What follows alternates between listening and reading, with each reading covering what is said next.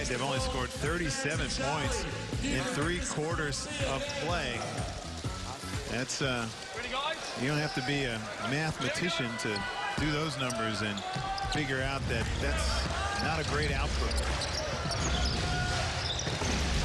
Worthington. Even if they score 37 in this quarter, Steve, I don't think they can win. Petrie loses the handle. He's got Loudon slide with him. De Leon. Off balance. Shoots a quick one up. And the lead is 28.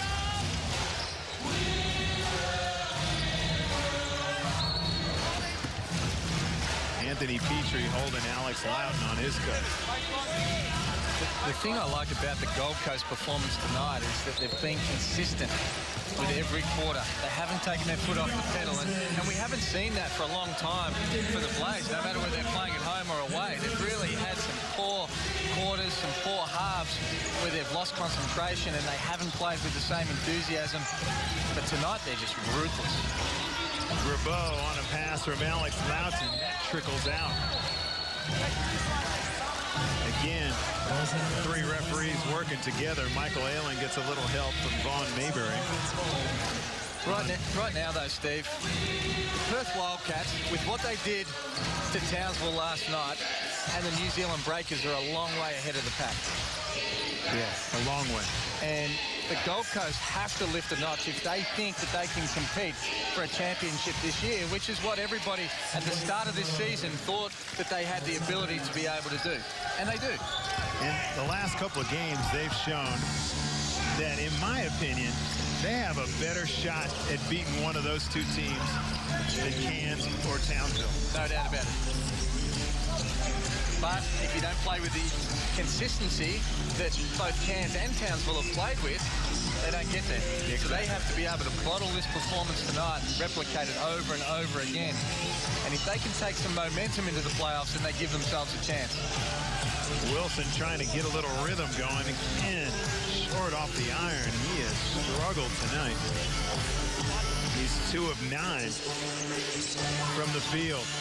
But Andre Lamanis has got to be Coach of the Year, right? Oh, he was very unlucky not to get it last year. Did a great job with New Zealand, leading them to the championship. But you lose Kirk Kenny out of that championship team, and they were very vulnerable with an old team that they had, as we see a great steal from Hudson. Very vulnerable to be able to miss out on the top 4. Yet they haven't skipped a beat. Yeah. They've gotten better in some ways. And you have a look at him. I had the opportunity to be able to work with him with the Australian team for a couple of years as a fellow assistant. His work ethic and his professionalism.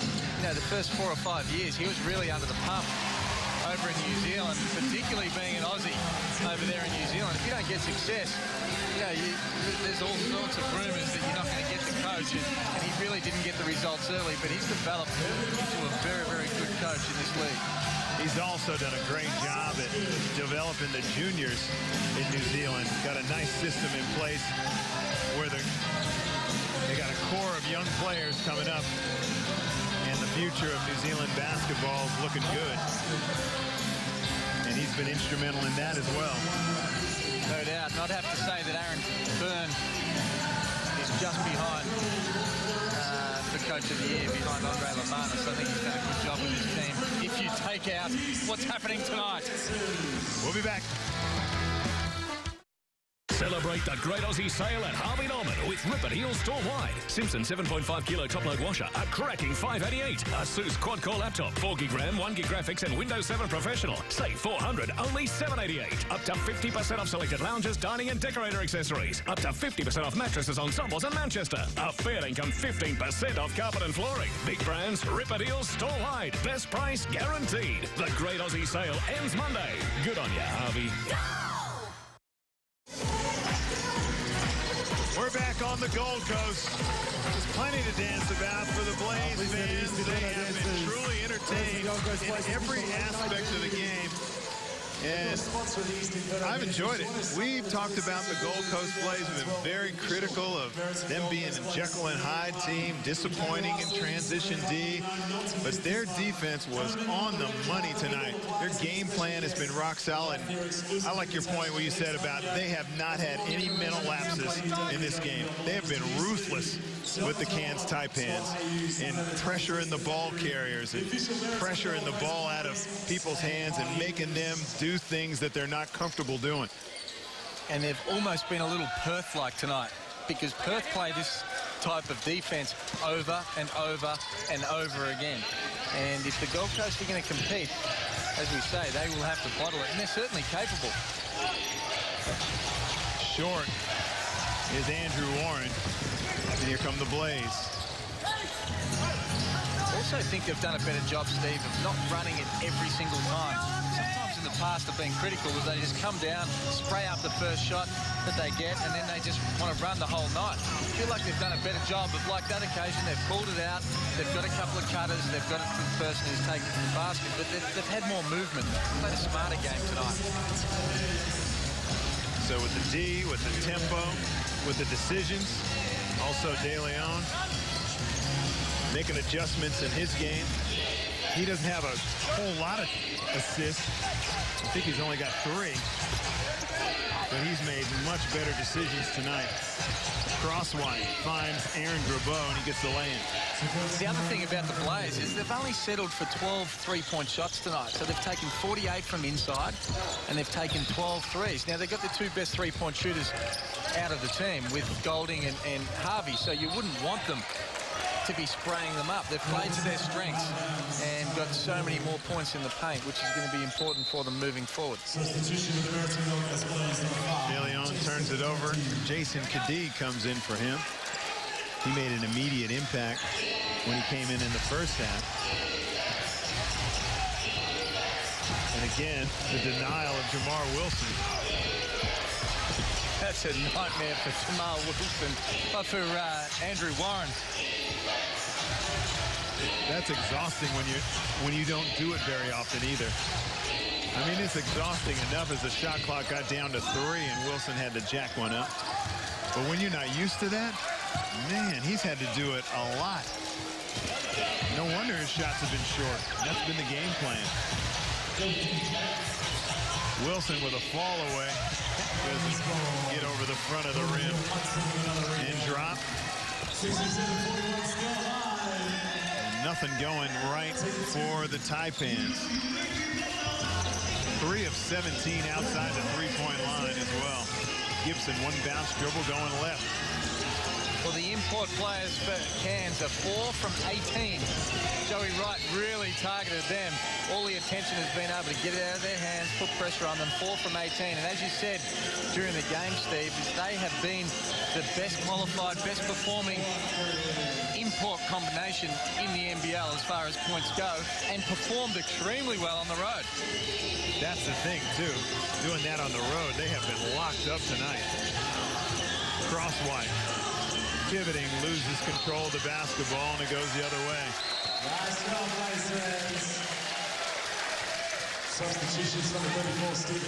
Turnover number 16 for Cairns as they inch their way towards the dreaded 20 turnovers in a 40-minute game.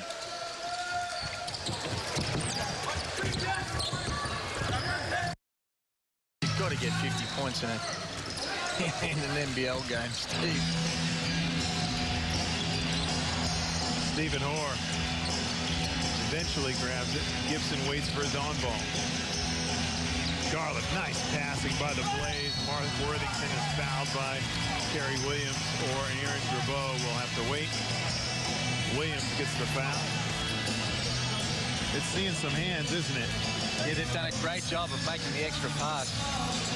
And it hasn't been a characteristic of the Gold Coast Blaze over the last couple of years. Not for any selfish reasons, but for whatever reason it is, they're certainly making that extra pass tonight in situations where they haven't in the past. Yeah. And they're not overpassing either. And we've seen that as well, trying to make an emphasis on getting the ball through hands and turning down shots when they're open, turning down shots when the shot clock's winding down. but it's real. The game has come naturally through their defense tonight. And it seems to me that Joey's made a few adjustments. They're not using as many on-ball screens. And when you get De Leon having to use an on-ball screen, it gets stuck in his hands too often. And particularly when they lost to the Cairns Taipans last time, that's certainly what happened. Tonight they've made more cuts, they've moved their bodies, they've moved the ball, and got the results from it.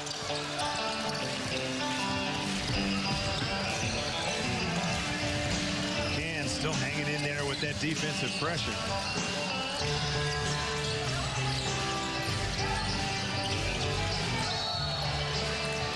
That's a travel. Cairns with a good defensive stance.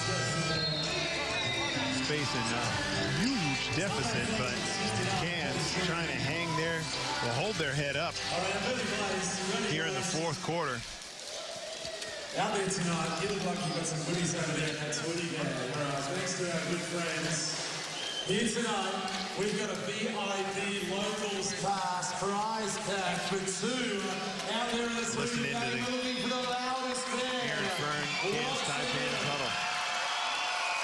A VIP Local Pass prize Get into thumbs or shakes. So we're running around shuffle spots. Get into thumbs and you can loop into it if you need to. All right? Same thing. Go here, screen. You got to roll. You got that big coming behind. You got that high-low. If they want to switch it, all right, if they got to switch it quick, the ball's got to come off the arm or roll, kick real quick. All right, so they can't switch behind. All right, or play out a shake. 1, 2, 3. Aaron Fern still plugging away, trying to get his team to finish on a positive note. This one is all over Red Rover. I think so, Steve, but it's a good point. You never want to give the opposition a chance to see you beaten, heads down, and sort of wander with your tail between your legs back to the hotel room. They need to finish on a high, put their chest out. This hasn't been a game that anything's gone for them. But they're going to have to go through the Gold Coast. They play them one more time for a split in Cairns over the next month. There's one they'll have to get. Yeah, these are two teams that are going for the prize. Of course, the top four position is what I'm talking about, a playoff position. And it's really, as you look at the ladder, really a five-team race. Now, it's not impossible for the Melbourne Tigers to get there, but they've lost their last 5 games. And they got their hats handed to them by Wollongong. Yep. It's impossible. So really, it's a 5-team race right now with the top 4 teams being Perth, New Zealand, Townsville, Cairns, and now the Gold Coast Blaze, who will be 9-8, and the Cairns Taipans will be 10-9 after this. And more importantly, they will have picked one up in that split that's going to be so important going into the playoffs. And particularly with such a margin. And that's something to play for right here as well. They really have to be able to make up some points, because if it's 2-all, it's going to come back to a count back on points. Loudon doesn't, or either Jamar Wilson or both him and Alex Loudon weren't aware of how much time was on the shot clock. That expires, and that's what we have left in the game. Have a little trouble with our scoreboard on the bottom of your screen, so I'll keep you posted. 3:30 to go here in the fourth. As they get it to Adam Gibson. Shot clock down to 10. Worthington. Kadee, extra pass to De Leon. 2 seconds left on the shot clock. Worthington tips it out. They get a fresh 24-second shot clock. That was Matty Nilsson-like from Wertho. Great tip back to his teammate on the offensive board. And no one tipped the ball off the rim better than Matty Nilsson either. No doubt about it. Kadee. De Leon gets the offensive rebound. The putback doesn't go. Dusty Reichart gets a rebound and gets it to Williams. Loudon. This pull-up jump shot is good. He's 5 of I'm sorry, 6 of 7 from the field for his 12 points tonight with 7 rebounds. Well, when I was growing up, Steve, my dad always told me, you never show anyone when you're hurt. And that's from an injury. You get up, hard rub, get on with it. Or if you're hurt mentally, as we see Wertho put another dagger in the heart of Cairns, you don't show them that you're hurt mentally here right now. And right now, Cairns are showing that hurt. They're wearing their heart on their sleeves. And Gold Coast will take something from this. They will come with the same tactics and they will try and bully him exactly the same way when they play them again. And other teams are going to learn from this game as well. Joey Wright's really been able to expose something here against Cairns, and the key will be, can opposition teams go and do the same thing to Cairns on their home floor? Yeah, no doubt about that. And Kerry Williams just throws another blatant turnover. Worthington on a pass from De Leon, and he's fouled. They sure will take something from that. Just as teams, when they were playing against Wollongong, made Reese Martin try and beat them, and they stayed close to the shooters, and Wollongong struggled after teams started learning, I believe, from how the Gold Coast played them in Wollongong, and everybody did the same. And that's what it's about. It's about adjustments. Aaron Fern will need to go away now. They'll need to make adjustments for when their next game, that they try and take the ball out of Wilson's hands and they try and make Andrew Warren bring it up. And that has been a winning formula. We've seen numerous ball carriers for the Cairns Taipans struggling to bring it up. Sometimes it's been Loughton. We've seen Kerry Williams in that role, but that's his 3rd turnover in 3 touches. Trying to get it back. Some good D, gets one of them back. The steal and the score.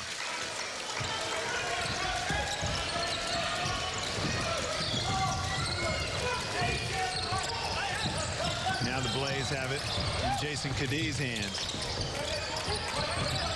De Leon turns the corner. Caddy is fouled by Jeff Dowdle.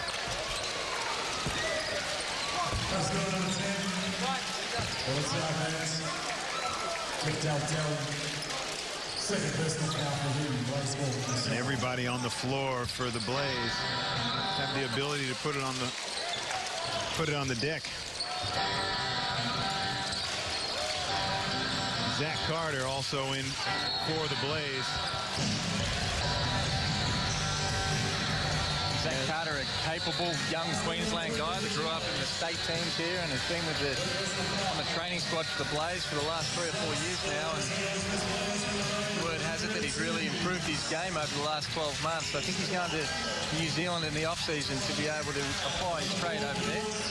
I like that. We've seen numerous players go over there and a little bit more freedom. It's a smaller league to handle the ball a bit more responsibility, and come back and take their game to the next level.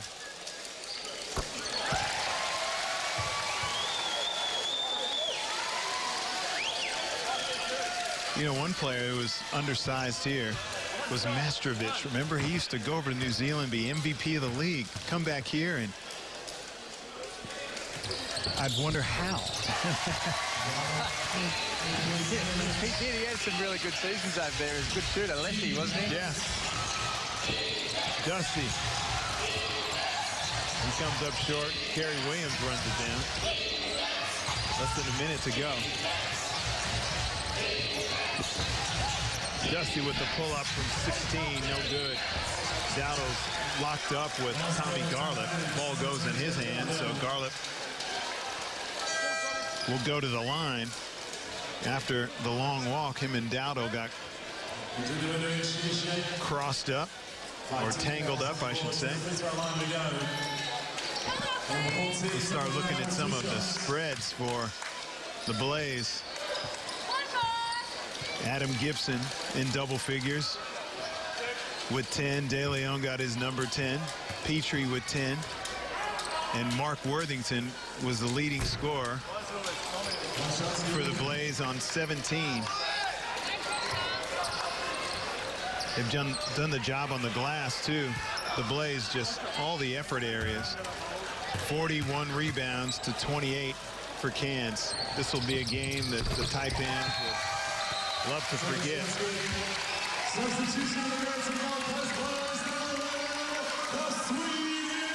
And the words are Gordy McLeod.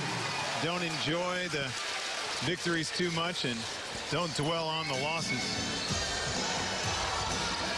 The ability to bounce back. Deva George pull up. That's good.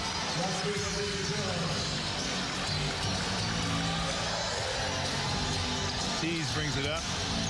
Gets his 3 ball to go. I'm not sure if he called glass. Off the mark.